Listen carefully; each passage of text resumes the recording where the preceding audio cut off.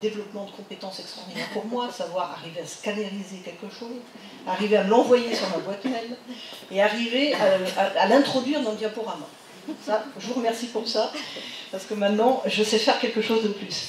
Donc, j'ai scannerisé la feuille du cahier du participant, qui existe aussi dans le cahier de l'animateur, hein, pour détailler quelques points. Donc, reconnaître les signes d'alarme d'une rechute, apprendre quels signes d'alarme d'une rechute sont fréquents dans les cas de maladie mentale chronique, la façon de reconnaître ses propres signes d'alarme, parce qu'apprendre ceux des autres, ça n'a pas beaucoup d'intérêt, sauf quand on s'aperçoit que l'autre aussi a pu avoir des pensées violentes, a pu avoir...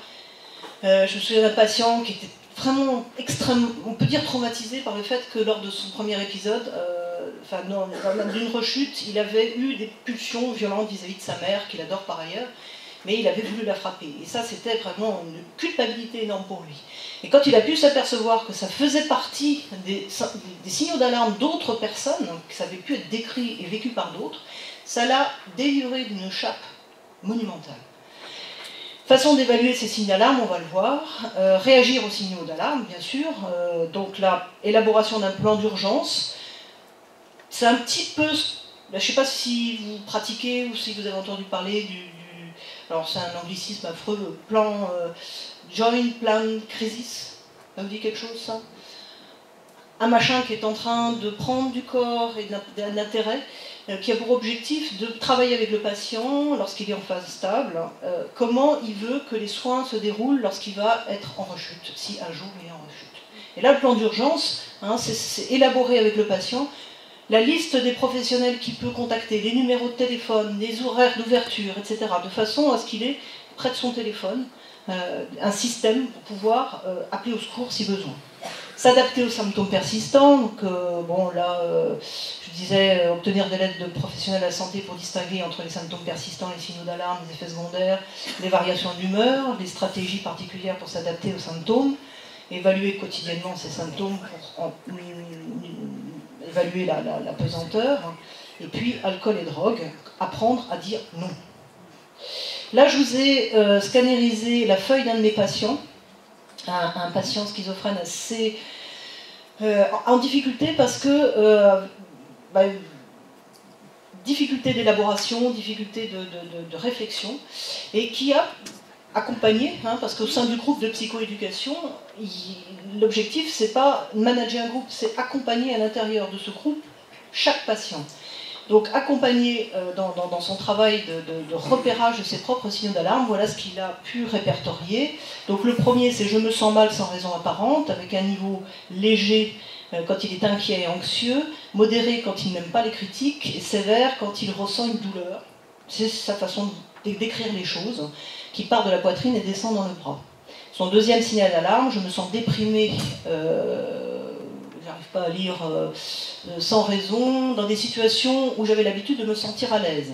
Donc léger quand il n'a envie de rien faire, modéré quand il ne veut plus sortir de chez lui, et sévère quand il n'aime pas être avec du monde. Je me sens effrayé, léger, anxieux, modéré, tendu, sévère, tremblement. Et en quatrième signal d'alarme, besoin de tenir des conversations avec ma mère. Léger quand il interrompt, quand il interrompt sa mère mais qui parle normalement. Modéré quand il essaie d'attirer l'attention de sa mère. Et sévère quand il parle fort et beaucoup. Et donc ça, c'est très utile dans la pratique quotidienne pour pouvoir, avec un patient, évaluer si ce qu'il ressent est de l'ordre d'un stress ponctuel, passager, ou de l'ordre des débuts de quelque chose auquel il faut accorder de l'importance.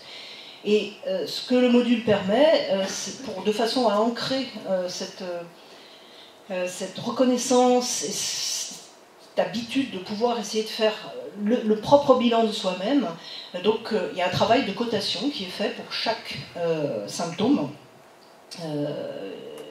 pendant la durée du module, à partir du moment où les patients ont fait ce travail de repérage. Et là où je crois pas l'avoir dit, si je l'ai dit, la personne ressource, fondamentalement, enfin ce que je trouve être fondamental dans ce module-là, c'est qu'il y a signature d'une entente entre le patient, son médecin référent et une personne ressource. Cette personne ressource, c'est la personne avec laquelle une des personnes avec lesquelles il a travaillé ces signaux d'alarme, repérer ces signaux d'alarme. Ça permet d'introduire du dialogue dans la famille, parce que la plupart des patients, ils vont demander à leurs proches, mais quand j'étais malade, qu'est-ce que tu as vu toi? Donc ça permet de réintroduire du dialogue quand il n'y en avait plus, et puis de désigner au sein des personnes proches, la personne du choix du patient qui va être ressource, c'est-à-dire qu'elle va être mandatée pour interpeller le médecin lorsqu'elle va, elle, repérer de son côté des symptômes d'alarme du patient. Catastrophique. Un stress majeur. Et donc ça c'est important, parce que le patient fait confiance, dit bon, moi je vais peut-être pas reconnaître, on travaille ça, je vais peut-être pas reconnaître ce qui se passe, mais mon proche, lui, il va le reconnaître et il va appeler le médecin. Et ça permet d'ouvrir, je trouve, enfin dans ma pratique, j'ai trouvé que ça permettait d'ouvrir des situations fermées où je ne pouvais pas recevoir les proches, parce que le patient faisait barrage, parce qu'il ne voulait pas les traumatiser, parce qu'il avait peur de leur réaction, il se sentait peut-être un peu persécuté. Et là, cette personne ressource, ça a permis d'ouvrir les choses et de faire en sorte que je puisse rencontrer les proches et qu'on puisse développer un travail commun. Alors très rapidement, ces modules, bon, on parle beaucoup de maladies, de symptômes, de traitements, etc. D'accord, c'est fait pour. Mais ce que je trouve aussi extrêmement, vraiment fondamental, c'est que ces modules-là, ils sont faits aussi pour ouvrir sur la vie au quotidien. Apprendre de façon, même si c'est de la meilleure possible, centrée exclusivement sur le traitement, moi je trouve que ce serait réducteur et un peu bête. Et ce que je trouve très intéressant dans ces modules de psychoéducation, c'est qu'on ouvre sur le quotidien, sur la vie au quotidien. Et par exemple, pour pouvoir travailler avec les deux outils fondamentaux d'action, je vous disais, on fait du ski, on n'apprend pas dans un livre, c'est le jeu de rôle et la technique de résolution de problèmes. Et bien pour faire les jeux de rôle, on a toute une étape préalable de travail avec les patients sur leur capacité relationnelle, leurs aptitudes à la communication. Et comme ça, ils peuvent se rendre compte eux-mêmes de comment ils passent auprès des autres et apporter, s'ils le souhaitent, parce que j'ai une petite diapo par rapport à ça, donc je ne vais pas anticiper, mais s'ils le souhaitent, des modifications dans leur façon d'être. Exemple très rapide d'un de mes patients qui avait tendance à parler très bas, parfois même à chuchoter, et qui, en se voyant à l'écran, s'est rendu compte qu'on ne pouvait pas réellement bien comprendre ce qu'il disait, et a entrepris de pouvoir augmenter son niveau de vocal, et ce qui a permis réellement, vraiment de changer le contact avec les autres, en particulier avec son père qui était un petit peu sourd. Les échanges familiaux, on s'en sont nettement ressentis positivement. Alors la résolution de problèmes, donc je vais aller vite, mais enfin là c'est une petite aparté personnelle, mais bon, très bien la psychoéducation pour les patients, mais merci la psychoéducation pour moi, parce que cette technique de résolution de problèmes-là, moi, elle m'a changé la vie.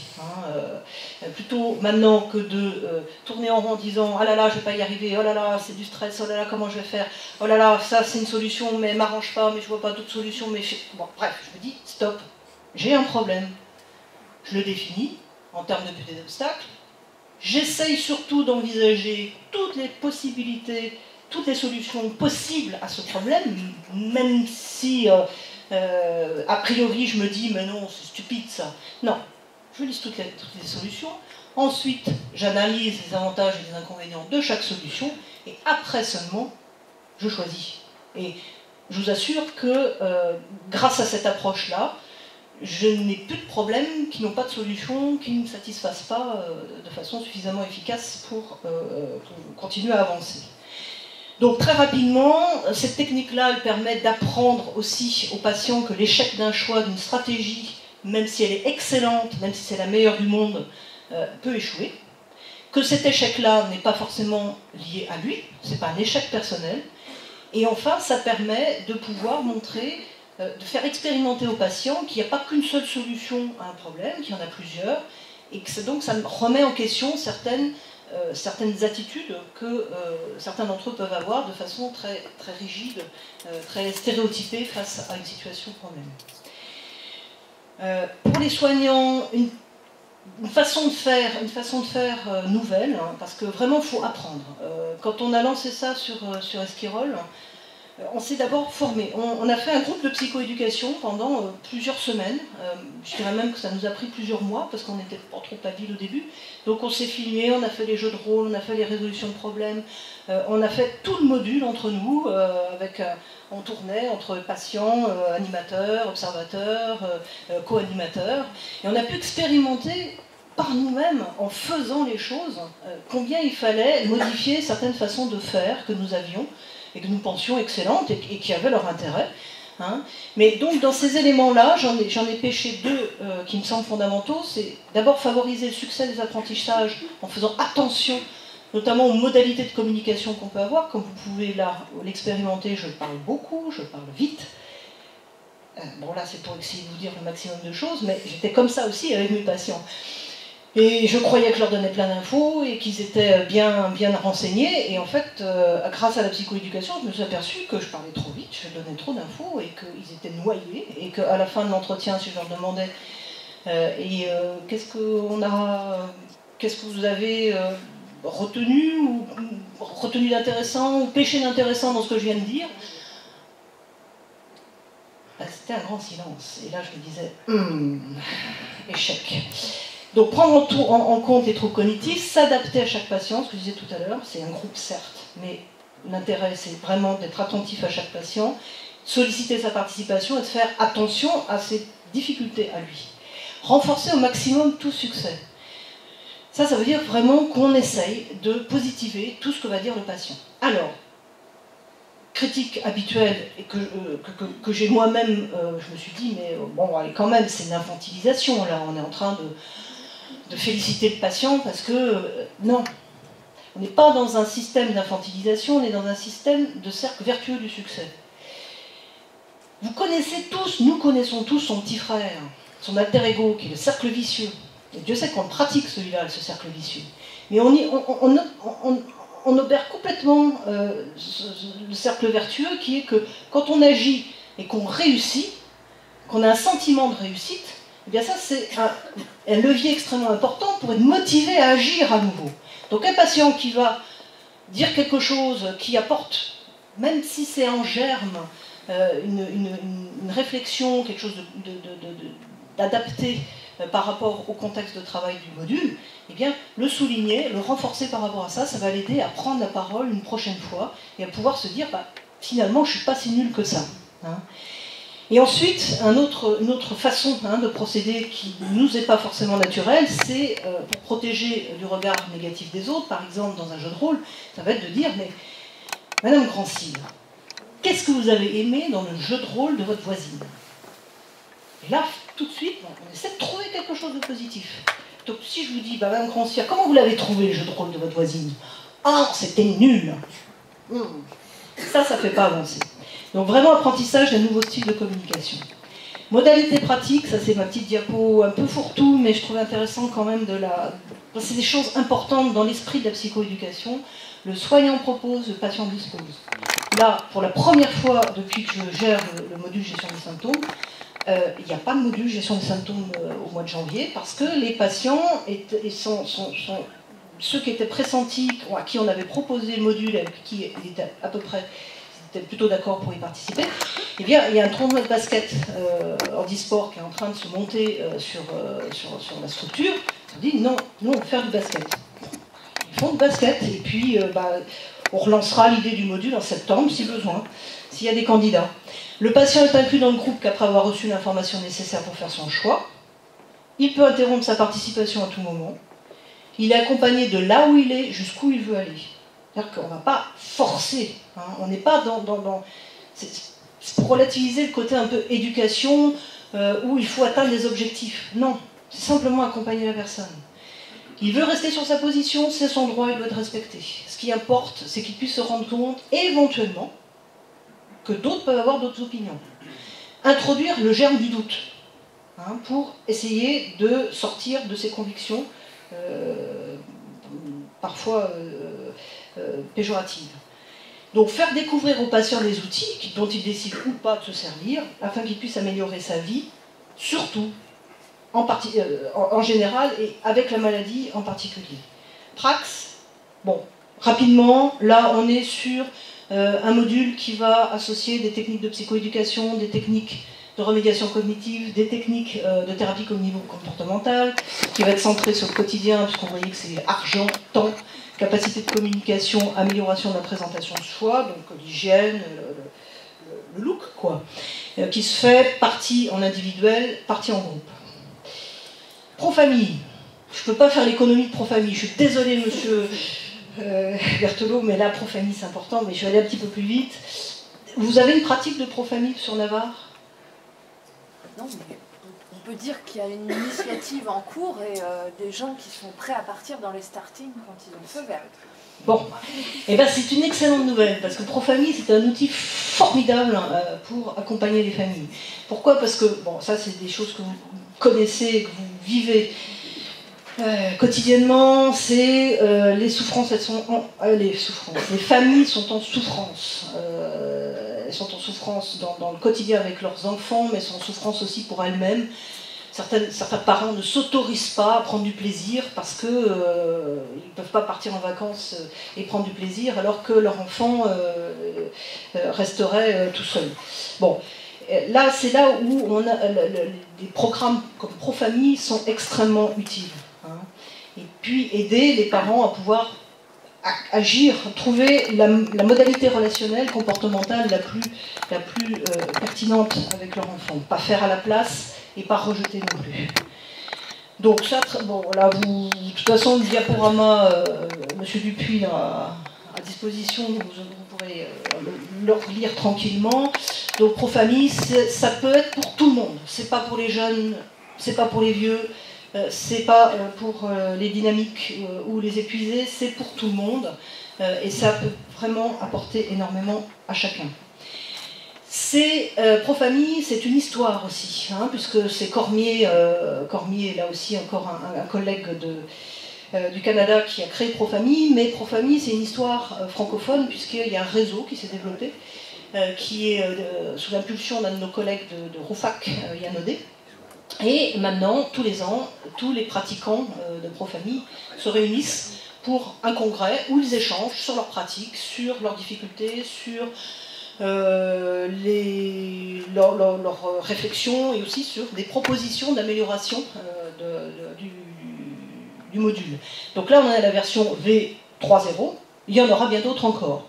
Et vous voyez donc que c'est assez lourd, Pro-Famille. 14 séances de 4 heures sur 6 à 9 mois, c'est un engagement fort que les familles font. Et alors qu'on pourrait croire que vraiment c'est trop lourd et que ça ne va pas tenir la route, la plupart des personnes qui commencent Pro-Famille vont jusqu'au bout et suivent après les modules de consolidation et continuent à se voir et à réfléchir ensemble sur comment améliorer leur vie avec la maladie de leur enfant ou de leurs proches. Donc je passe sur le programme, hein, mais qui est très très complet et très, là aussi, actif. C'est-à-dire qu'on ne délivre pas une information livresque aux familles, on les fait travailler sur des cas concrets, sur des situations quotidiennes avec leurs jeunes ou moins jeunes, et comment ils peuvent apporter des modifications, des stratégies de modification. Bon là, autre intérêt, c'est que ça permet de diminuer les rechutes, et ça permet pour certains de retrouver du travail, que les jeunes, les patients schizophrènes retrouvent du travail. J'arrive à la conclusion. Et il vous reste 1 minute, ça tombe bien. Hein. Ben alors formidable. Donc ce qu'on peut conclure, là aussi c'est un peu fourre-tout, c'est plus des réflexions que je voulais livrer à votre réflexion, à vous, et à votre résonance. ETP psychoéducation, démarche active de remise en question de nos pratiques afin de les améliorer, parce qu'il faut faire, et ça nous change.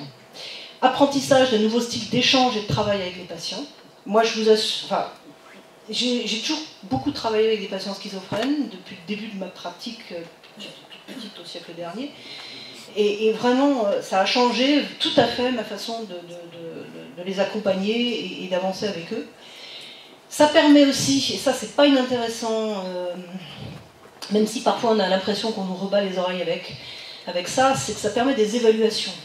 L'évaluation, elle est intéressante parce qu'elle permet de s'apercevoir de est-ce qu'on atteint notre objectif, est-ce qu'on aide réellement notre patient, est-ce qu'on apporte quelque chose de positif. Et si ce n'est pas le cas, ben, il faut réajuster, il faut changer, il ne faut pas continuer dans la même façon de faire. Ça permet aussi d'appartenir à un réseau, hein, et le réseau Pro-Famille est vraiment extrêmement fort et productif.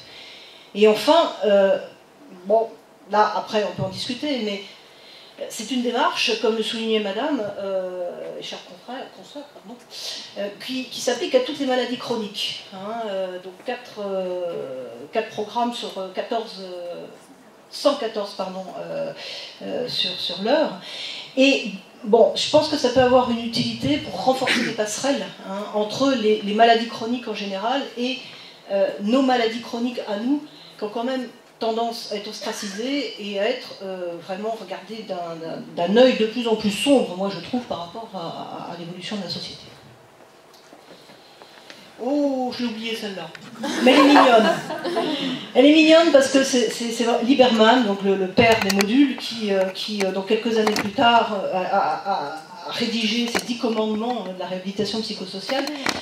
Et je trouve que ça résume bien les choses. Tu soigneras chaque patient comme un individu unique, tu soigneras chaque patient comme toi-même, tu souhaiteras être soigné, tu ne réduiras pas seulement des symptômes, mais tu construiras aussi des compétences.